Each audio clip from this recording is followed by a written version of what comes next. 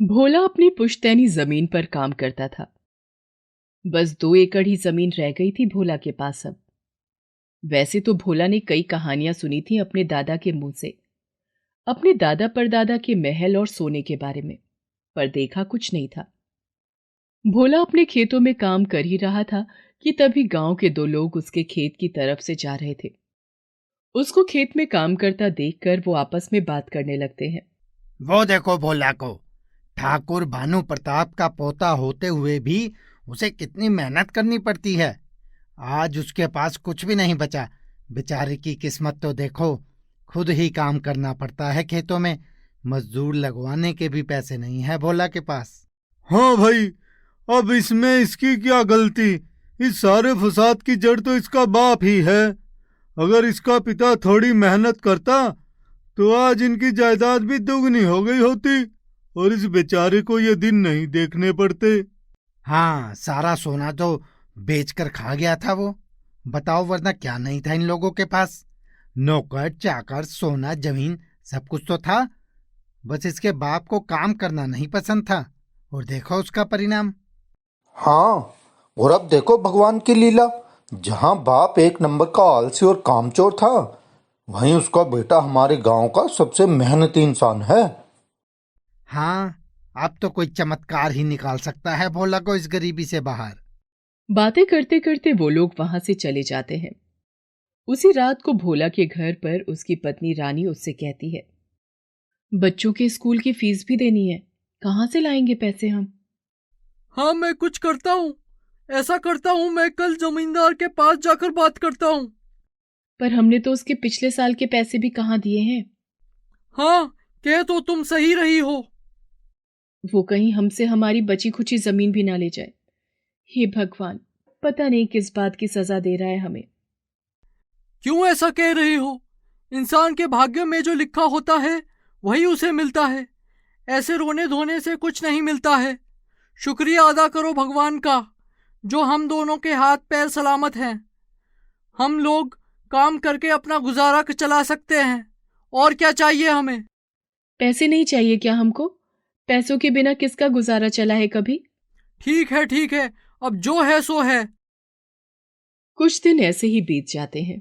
एक दिन भोला को अपने खेत में खुदाई करते समय एक सोने की मूर्ति मिलती है।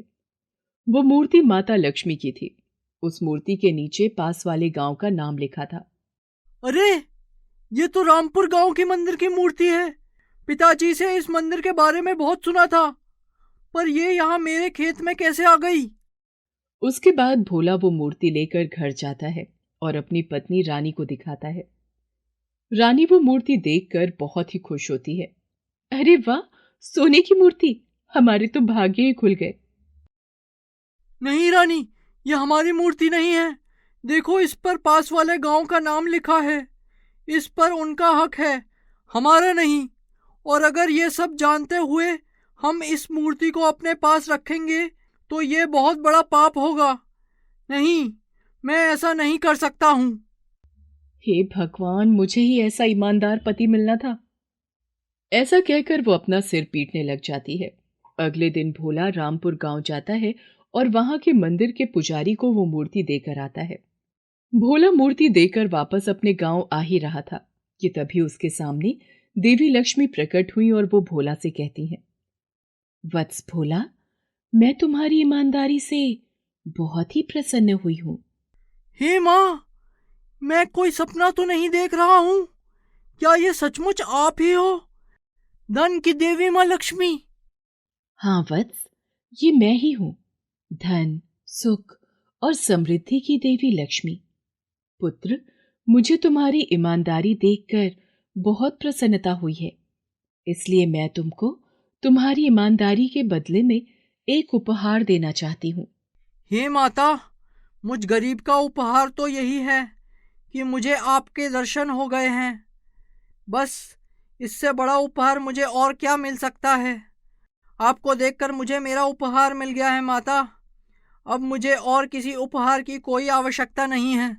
मुझे पता था पुत्र, तुम मुझसे कोई भी उपहार ग्रहण नहीं करोगे, इसलिए मैं तुम्हें पहले ही एक उपहार दे चुकी हूँ और तुमको बहुत जल्द ही उस उपहार के बारे में पता भी चल जाएगा। इसके बाद देवी लक्ष्मी वहां से अंतर्ध्यान हो जाती हैं। भोला अपने गांव वापस आ जाता है और जाकर अपने खेत पर हल लगाने लग जाता है। भोला ये नहीं जानता था कि जिस समय वो हल जोत रहा था, उसके हल से देवी की मूर्ति टकराई थी। उस समय उसका वो हल देवी लक्ष्मी की कृपा से एक जादुई हल बन गया था। इस बात से अनजान भोला हल लगाने के बाद खेत में बीज डाल देता है। जैसे ही वो बीज डालकर घर जाने की तैयारी करता है, वो देखता है कि खेत में फसल तैयार हो जाती है। ये देखकर वो हैरान हो जाता है। अगले दिन जब वो वापस अपने खेत पर आता है, तो अपने खेत को देखकर हैरान हो जाता है। उसके खेत में बहुत सारे फूल, फल और सब्जियां लगी थी,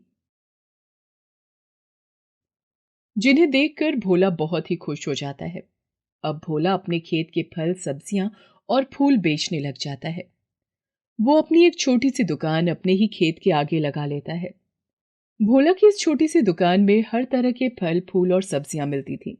धीरे धीरे भोला के खेत के विषय में हर जगह चर्चा होने लगी थी। भोला जब भी उस हल से अपना खेत जोतता, उसके खेत में हर तरह की फसल तैयार हो जाती थी। अब तो शहर से भी लोग उसके खेत को देखने आने लगे थे। धीरे धीरे बहुत ज्यादा चर्चा का विषय बनने की वजह से मीडिया वाले भी वहां आने लगे। भोला के खेत में कई मीडिया वाले आए और उससे तरह तरह से सवाल करते। ये आपके खेत में ऐसा क्या राज छिपा है जो यहाँ इतने तरह की चीजें एक साथ होती हैं? नहीं नहीं, कोई राज नहीं है। ये तो माता लक्ष्मी का आशीर्वाद और मेरे जादुई हल का चमत्कार है। उनकी ही कृपा से ये सब संभव हुआ है। अब तो हर जगह भोला का खेत चर्चा का विषय बना हुआ था। एक दिन जमींदार भोला के खेत में आता है। बोला, ओ बोला। अरे जमींदार जी, आप? कैसा चल रहा है तेरा काम? बस भगवान की कृपा से अच्छा ही चल रहा है आजकल। हाँ, अब तो लक्ष्मी माँ की कृपा जो बनी है तेरे ऊपर। याद है तुझे वो समय जब तू मेरे पैसों पर जी रहा था? जी, ये मैं कैसे भूल सकता हूँ। आपकी मदद की वजह से ही तो अब तक हमारी जिंदगी चल रही थी। बहुत ही एहसान है आपके मुझ पर। हाँ, तो तुझे सब याद है। ये तो बहुत ही अच्छी बात है। जी, आपके ये एहसान मैं कभी नहीं भूल सकता हूँ। तो बता, अब कब मेरे पैसे वापस कर रहा है? क्या? ये क्या कह रहे हैं आप? मैंने तो आपके सारे पैसे चुका दिए हैं, वो भी सूद समेत। अब कोई भी उधार मुझ पर बाकी नहीं है। देख भाई, वो सूद था उस गरीब भोला के लिए जिसके पास अपने बच्चों को स्कूल भेजने तक के पैसे नहीं थे। अब तो बात कुछ और है। अब तो तू पहले वाला भोला नहीं रहा, अब तो धनी भोला बन गया है। तो अब तो मैं सूद तेरे पैसों के हिसाब से ही लूंगा ना। ये क्या कह रहे हो जमींदार? जितना सूद मुझे देना था वो मैं पहले ही दे चुका। अब मुझे कोई सूद नहीं देना है। अब तुम बस लालच की वजह से ही आए हो यहाँ। ये तुम ठीक नहीं कर रहे हो। ओह अच्छा, देख, जिन पैसों की तू बात कर रहा है ना, वो कौन सा तेरा है? वो तो सब तुझे उस जादुई हल की वजह से ही मिला है। भगवान ना करे कि अगर उस जादुई हल को कोई चुरा कर ले जाए, वो जादुई हल टूट जाए, तो फिर तुझे वापस मेरे पास ही आना होगा ना। ओह, तो तुम ले जाओ उस जादुई हल को। मुझे मेरी मेहनत पर पूरा भरोसा है। मैं उस हल के बिना भी मेहनत कर सकता हूँ। मैं पहले भी खुद ही काम करता था अपने खेतों में, तो अब भी खुद ही कर सकता हूँ। मुझे मेरी मेहनत और लगन पर पूरा भरोसा है। बहुत घमंड आ गया है तुझ पे। चुपचाप मेरे सारे पैसे वापस कर दे, वरना मैं तेरा ये घमंड और वो तेरा जादुई हल दोनों चूर चूर कर दूंगा। मैं तुमको एक फूटी कौड़ी नहीं दूंगा। जो करना है कर लो। जमींदार अपने आदमियों को इशारा करके भोला को मारने और उसका जादुई हल तोड़ने के लिए कहता है। जमींदार के आदमी भोला को पकड़कर मारने लगते हैं और वो लोग भोला का जादुई हल भी तोड़ देते हैं। वो लोग भोला को बहुत ही बुरी तरह से मारते हैं। ज्यादा मार पड़ने की वजह से भोला को बहुत ज्यादा चोटें आती हैं और वो काफी लंबे समय तक बिस्तर से उठ नहीं पाता है। धीरे धीरे उसके सारे खेत बंजर होने लगते हैं कुछ समय बाद जब भोला ठीक होकर अपने खेतों में आता है तो अपने बंजर खेतों को देखकर भोला की आंखों में आंसू आ जाते हैं। भोला अपने आंसू पोंछकर अपना पुराना हल लेकर फिर से अपने खेतों में हल लगाना शुरू कर देता है। भोला हल लगाते लगाते सोचता है, मेरा जादुई हल भी टूट गया है। अब तो मेरे इन बंजर खेतों में कोई भी फसल नहीं होगी। जैसे जैसे भोला अपना खेत जोतता है वो देखता है कि जादुई हल की वजह से तो उसका खेत पूरा का पूरा बदल चुका है। ऐसा लग रहा था कि उस खेत की मिट्टी में उस हल का सारा जादू आ गया था। भोला जो भी उगाता वो एकदम से उग जाता और अच्छी खासी फसल तैयार हो जाती थी। भोला अपने खेतों में काम कर रहा था कि तभी गांव के दो आदमी वहां से जा रहे थे। तो भोला को खेतों में काम करता देखकर बातें करते हैं। वो देखो बेचारे भोला को, फिर से कितनी मेहनत कर रहा है अपने खेतों में। अरे बेचारा क्यों कह रहे हो? उस जादुई हल की मदद से तो उसने कितना धन कमा लिया होगा, और अब तो उसकी जमीन भी उपजाऊ हो गई है उस जादुई हल की वजह से। तो फिर ये क्यों इतनी मेहनत कर रहा है अपने खेत में? हे भगवान, ये कैसा सवाल पूछ रहे हो तुम? क्या तुम नहीं जानते कि भोला एक किसान है और वो पहले भी खेती ही करता था और अब भी खेती ही करेगा? हाँ भाई, सही कह रहे हो तुम। खेत से अगर किसान को बाहर निकाल भी दो और उसके दिल से अपने खेतों की मिट्टी की खुशबू कभी नहीं जाती। जमींदार भी एक दिन भोला के खेतों के आगे से गुजर रहा था। भोला के खेतों में फिर से फल और सब्जियां लगी देखकर वो वहीं रुक जाता है। भोला ने कहा था कि जादुई हल उसके पास हो या नहीं, उसकी मेहनत तो हमेशा उसके साथ ही रहेगी, और आखिरकार वही हुआ। जमींदार की सारी कोशिश बेकार हो गई। रतनपुर नाम के एक गांव में भोला नाम का एक किसान रहता था। भोला के परिवार में उसकी पत्नी कमला और बेटा राजू रहते थे। भोला दिन भर खेतों में बहुत ही मेहनत से काम करता था। राजू गांव के ही एक सरकारी स्कूल में पढ़ता था। राजू पढ़ाई में बहुत ही होशियार था। उसको जब कभी भी अपनी पढ़ाई से समय मिलता तो वो अपने पिता की खेती के कामों में मदद करता था। बचपन से ही राजू की तबीयत ठीक नहीं रहती थी, इसलिए वो बहुत कम ही काम कर पाता था। खेती से होने वाली फसल से ही उनका गुजर बसर होता था। कुछ सालों से खेतों में फसल सही नहीं हो रही थी। उस नुकसान की भरपाई के लिए भोला ने गांव के जमींदार से कुछ पैसा उधार लिया था, पर खेती में अभी भी नुकसान ही हो रहा था, तो वो जमींदार का कर्जा नहीं चुका पा रहा था। एक दिन भोला और उसकी पत्नी राधा आपस में बात कर रहे थे। राधा, अब तो कुछ भी समझ नहीं आ रहा, कहाँ से पैसे दूंगा जमींदार के? आप चिंता न करो जी, हो जाएगा सब ठीक। कहाँ से होगा सब ठीक? फसल भी सही नहीं हो रही है, हर साल नुकसान ही नुकसान हो रहा है। कहाँ से चुकाएंगे कर्जा, समझ नहीं आ रहा है। अरे तो जमींदार को भी तो दिख ही रहा होगा ना, कुछ छुपाया थोड़ी ना है हमने, सब कुछ साफ साफ तो दिख ही रहा है। अरे ये सब हम समझते हैं, वो नहीं। तुझे नहीं पता, इन लोगों को तो बस पैसों से ही मतलब होता है। ये किसी के दुख दर्द को नहीं समझते। पता नहीं भगवान भी हम जैसे गरीबों की ही क्यों परीक्षा लेता है। धीरे धीरे दिन ऐसे ही बीतते गए और राजू भी अब बड़ा हो गया था, पर राजू की तबीयत अधिकतर खराब ही रहती थी, जिस वजह से वो खेती के कामों में अपने पिता की मदद नहीं कर पाता था। इसलिए घर का खर्चा चलने में बहुत ही परेशानी होती थी। भोला में अब इतनी ताकत नहीं थी कि वो खेती का सारा काम कर सके, पर वो कर भी क्या सकता था।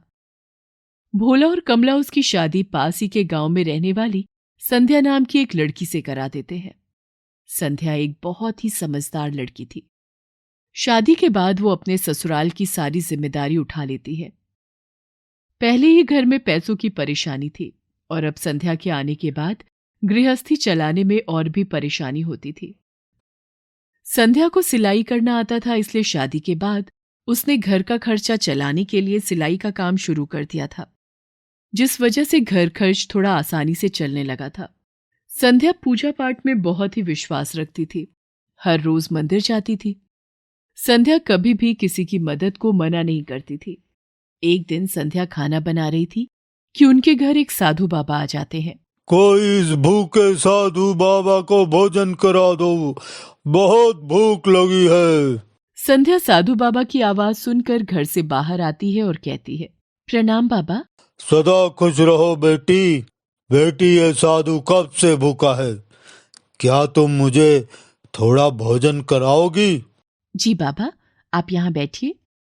संध्या साधु बाबा को घर के आंगन में बिठाकर खाना लेने अंदर चली जाती है और एक थाली में साधु बाबा के लिए खाना लेकर आती है। साधु बाबा खाना खाकर संध्या को आशीर्वाद देकर चले जाते हैं। अब जब जब वो साधु बाबा रतनपुर गांव में आते तो संध्या के घर ही खाना खाकर जाते थे। संध्या भी बड़े ही प्यार से साधु बाबा को भोजन कराती थी। एक बार संध्या के ससुर भोला की तबीयत बहुत खराब हो जाती है। वो खेती के काम पर नहीं जा पाते थे। पति राजू तो पहले ही कुछ काम नहीं करता था और अब उसके ससुर के भी बीमार होने की वजह से घर का खर्चा चलाने में बहुत ही परेशानी हो रही थी। धीरे धीरे घर में रखा खाने पीने का सामान भी खत्म होने लगा था। ये देख संध्या बहुत ही परेशान हो जाती है, पर बेचारी कर भी क्या सकती थी। कुछ दिनों बाद फिर से वही साधु बाबा उनके घर आते हैं। लाओ बेटी, इस साधु को भोजन करा दो। प्रणाम बाबा। जी बाबा। ऐसा कहकर संध्या अंदर खाना लाने चली जाती है, पर घर में तो खाने के लिए इतना खाना नहीं बचा था जिससे वो साधु बाबा को भोजन करा सके। ये देखकर संध्या बहुत ही परेशान हो जाती है। जब थोड़ी देर तक भी संध्या बाहर खाना लेकर नहीं आती है तो साधु बाबा कहते हैं, क्या हुआ बेटी, आज भोजन लाने में इतनी देर क्यों हो रही है? साधु बाबा की आवाज सुनकर संध्या घर के बाहर आती है। जब संध्या बाहर आती है तो उसको परेशान देखकर साधु बाबा पूछते हैं, क्या हुआ बेटी, तुम क्यों इतना चिंतित दिख रही हो? वो बाबा, बात ऐसी है कि आज घर में खाने का पर्याप्त सामान नहीं है जिससे मैं आपको भरपेट भोजन करा सकूं। ओह, तो ये बात है। कोई बात नहीं बेटी, तू श्रद्धा और प्यार से जो भी इस साधु को खिला देगी उसी से मेरा पेट भर जाएगा। जो भी घर में है वो ही ले आओ मेरे लिए। साधु की बात सुनकर संध्या घर के अंदर जाती है और जो भी घर में बचा हुआ था वो ही साधु बाबा के लिए थाली में लगाकर ले आती है। भोजन करने के बाद साधु बाबा संध्या से कहते हैं, आह, तुम्हारे घर का भोजन करने से इस साधु बाबा को बहुत संतुष्टि मिली है बेटी। उसके बाद साधु बाबा अपनी पोटली से एक अंगूठी निकालकर संध्या को देते हुए कहते हैं, बेटी, मैं तुम्हारी सेवा से बहुत प्रसन्न हुआ, इसलिए मैं तुम्हें ये अंगूठी दे रहा हूँ। तुम इस अंगूठी का इस्तेमाल बहुत ही सोच समझ कर करना। ये कोई साधारण अंगूठी नहीं है, ये एक जादुई अंगूठी है। इस अंगूठी से तुम जो भी मांगोगी ये तुमको वही देगी, पर अगर तुमने इसका इस्तेमाल किसी गलत काम के लिए किया तो इसका जादू उसी समय खत्म हो जाएगा। ये अंगूठी तुम्हें खाने, पैसे, गहने लाने में मदद कर सकती है। इस अंगूठी की शक्तियां सीमित है। बेटी, इस अंगूठी से तुम दिन में केवल 3 चीजें ही मांग सकती हो, और याद रखना, उन मांगी गई चीजों में कभी भी किसी का नुकसान न हो। साधु बाबा संध्या को वो अंगूठी दे देते हैं। संध्या अंगूठी पाकर बहुत ही खुश हो जाती है। उसके बाद वो ये बात घर में सबको बता देती है। संध्या की सास कहती है, हमारे तो भाग्य ही खुल गए। ये सब संध्या की वजह से ही हुआ है। हाँ संध्या, ये सब तुम्हारी वजह से ही हुआ है। अब हमें कभी भी किसी चीज के लिए परेशान नहीं होना पड़ेगा। हाँ, अब हमें कभी किसी चीज की कमी नहीं होगी। मैं अभी इस जादुई अंगूठी से खाने पीने का सामान मांगती हूँ। ऐसा कहकर संध्या वो जादुई अंगूठी अपनी उंगली में पहन लेती है और कहती है, हमारे घर में खाने का सामान नहीं है, मुझे मेरे घर में खाने का ढेर सारा सामान चाहिए। ये बोलते ही उनके घर में खाने का सारा सामान आ जाता है। हे भगवान, कितना सारा सामान है। संध्या, अब तुम ये अंगूठी संभाल कर रख दो, जब जरूरत होगी तब इसको निकालेंगे। ठीक है, जैसा आप कहो। उसके बाद संध्या अंगूठी संभाल कर रख देती है और खुशी खुशी घर के सारे काम करने लग जाती है। सब लोग खाना खाकर सोने चले जाते हैं। उन लोगों का बहुत दिन बाद अच्छे से पेट भरा था। कुछ दिन ऐसे ही बीत जाते हैं। अब उन्होंने अंगूठी की मदद से अपना सब कर्जा भी चुका दिया था। कुछ दिन बाद गांव में बारिश शुरू हो गई। बारिश के साथ साथ जोरों का तूफान भी आया, जिसकी वजह से गांव के सभी लोग बहुत ही परेशानी का सामना करने लगे। ये सब देखकर उसकी सास उससे कहती है, अरे बहू, देखो ना, गांव में कितनी बारिश हो रही है। तुम अपनी जादुई अंगूठी से इस बारिश को रोक दो ना।